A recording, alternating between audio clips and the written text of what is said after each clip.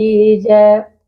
तो भगवान श्री कृष्ण के पुत्र ही कामदेव के रूप में आते हैं, प्रकट होते हैं। और उसी समय संबरासुर नामक एक दैत्य था जो बड़ा मायावी था, बड़ा पापी था, और उसको वरदान प्राप्त हुआ था कि कृष्ण के पुत्र के द्वारा ही उसकी मृत्यु होगी। अब तो वह दैत्य भगवान श्री कृष्ण के पुत्र का प्रतीक्षा करता रहा कि वह कब उत्पन्न होगा और कब मैं उसे मार डालूंगा।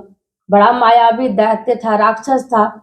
और जैसे ही कुछ समय आने पर रुक्मिणी मैया ने एक पुत्र को जन्म दिया।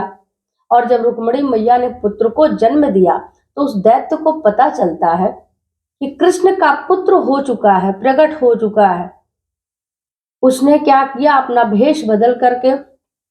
भेष बदला, सूत मैया रुक्मिणी के सूतिका ग्रह में जाता है और मैया के पुत्र को लेकर के सूतिका ग्रह से हर ले जाता है, उठा ले जाता है। अब संबरासुर नामक जो दैत्य था, जब उस बालक को उठा ले जाता है तो उठा करके ले जा करके समुद्र में फेंक दिया। और सोच रहा है कि यह समुद्र में जाएगा, समुद्र में अनेक प्रकार के जीव जंतु रहते हैं, उस बालक को खा जाएंगे और उसकी मृत्यु हो जाएगी। ऐसा विचार करके संबरासुर ने उस बालक को ले जाकर के समुद्र में फेंक दिया।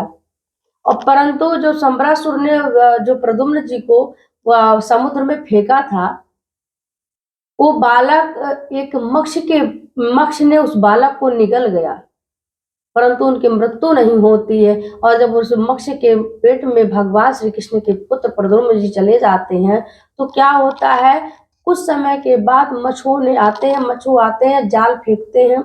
उस जाल में वही मक्ष जो भगवान श्री कृष्ण के पुत्र को जो निगल गए थे, वही मक्ष उस जाल में जाकर के फंस जाते हैं। और जब जाल में फंस जाते